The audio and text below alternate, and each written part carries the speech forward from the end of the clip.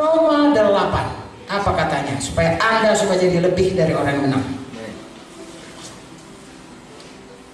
Kita mulai ayat 28 sampai ayat 39. Kita bergantian. Saudara mau berdiri supaya jangan ngantuk? Mari kita berdiri. Saya baca 28, saudara baca 29, seterusnya sampai ayat 39.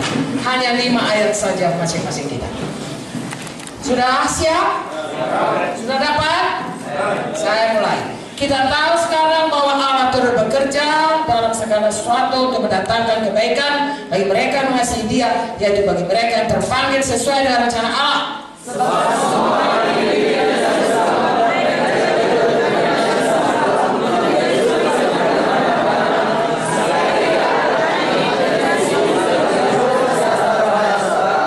Oke, dan mereka yang ditentukannya dari semula, mereka itu juga dipanggilnya. Mereka yang dipanggilnya, mereka juga dibenarkannya.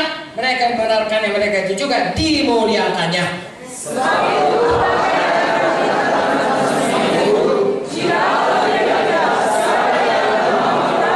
Ia yang tidak menyayangkan anaknya sendiri, tapi menyerahkannya bagi kita semua.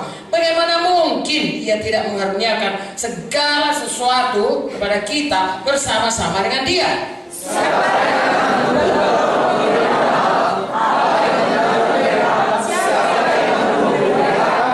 Yesus yang telah mati, bahkan lebih lagi yang telah bangkit, yang juga duduk di sebelah kanan Allah, yang malah menjadi pembela bagi kita.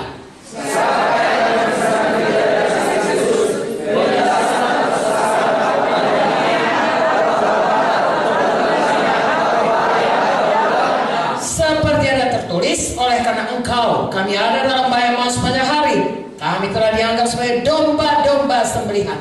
Tetapi atas semuanya itu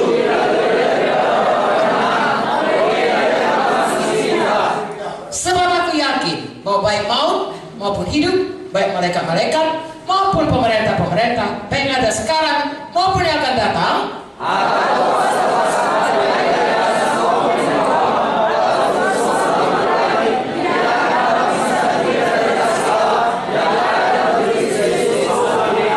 Haleluya. Silakan duduk. Nah, kalau saudara lihat ayat-ayat ini semua baik bagi kita. Apakah saudara sudah membaca ini, hati saudara berkobar-kobar, aku orang yang menang? Iya, mulai dari 28 dikatakan, kalau benar yang gak baik, semua jadi kebaikan. Apapun yang jadi dalam kita. Hari ini, saya tidak tahu apa yang jadi kepada saudara, kecuali kalau Tuhan menyatakan. Tetapi yang jelas saudara tahu apa yang jadi pada saudara. Pada saat ini, ada yang tidak baik, pandang ke depan, semua itu dibuat Tuhan jadi kebaikan. Ayat 29 berkata, setidaknya itu membuat saudara semakin menjadi Yesus. Kalau itu aniaya saudaraku, itu akan membuat saudara semakin sabar, semakin dekat dengan Tuhan. Kalau itu berkat, membuat saudara selalu bersyukur kepada Tuhan. Jangan berkat menjadi kutuk, jadi kebaikanlah itu. Jangan aniaya menjadi juga satu membuat kita menyerah. Semua jadi kebaikan. Karena ada panggilan Tuhan kepada hidup kita, tidak boleh gagal. Sini dikatakan mereka yang ditentukan dari semula, mereka dipanggilnya, mereka dibenarkannya, mereka juga dipermuliakan. Jadi waktu Tuhan memanggil kita seperti firman Tuhan, sampai kepada kita itu dimuliakan kembali segambar dengan Tuhan. Ada maksud Tuhan. Haleluya. Dan untuk itu di sini dikatakan kita mesti punya keyakinan iman bahwa tidak ada bisa memisahkan kita dari Tuhan. Kemenangan kita ditentukan seberapa dekat kita dengan Tuhan. Tuhan itu tidak berubah. Ayat 31 berkata, sebab itu apakah yang kita katakan tentang semuanya itu, jika Allah di pihak kita, siapakah yang tidak ada. Haleluya. Pastikan Tuhan itu di pihak kita. Ayat lain berkata, mendekatlah kepada Tuhan, maka Ia akan mendekat kepadamu. Jadi kalau Tuhan itu saudaraku, Dia suka kepada kita.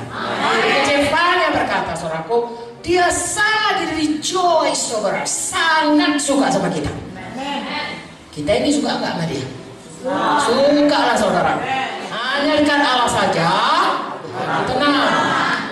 Ya, tetap sudah nyanyikan daripada Allah keselamatanku.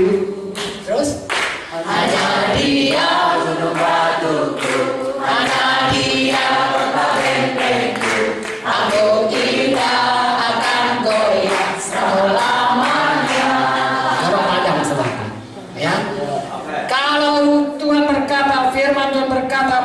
berkata begitu. Amin. Biar kita dekat dengan Tuhan, semakin dekat dengan Tuhan, semakin nyata kuasa Tuhan. Semakin nyata yang dikatakan berkuasalah di bumi ini. Bukan kita, tapi Tuhan yang di dalam kita. Haleluya. Ayat 32 berkata, coba saudara bayangkan ayat 32, renungkan ya. Ia yang tidak menyayangkan anaknya sendiri. Yohanes 3:16, betul? Iya kan? Begitu besar kasih Allah kepada bumi dunia sehingga diberikannya anaknya yang siapa yang percaya padanya tidak, tapi beroleh hidup. Begitu besar kasihnya, dia tidak sayangkan anaknya. 1 Yohanes 1 berkata, lihat betapa besar kasih karunia Bapa hingga kita disebut anak Allah. Dan memanglah kita anak Allah. Jadi saudaraku, begitu besar kasihnya, anaknya diserahkannya, tetapi sudah menyerahkannya bagi kita semua. Bagaimana mungkin dia tidak mengaruniakan segala sesuatu kepada kita bersama-sama dengan dia? Perbandingannya, kalau anaknya pun diserahkan, apalah lagi yang lain-lain itu? Semua yang lain pun lebih mudah bagi dia. Paling sulit menyerahkan anaknya, tapi itu pun dikerjakannya. Yang lain itu nggak ada persoalan kepada Bapa. Makanya saudaraku, mari selalu pastikan Tuhan di pihak kita.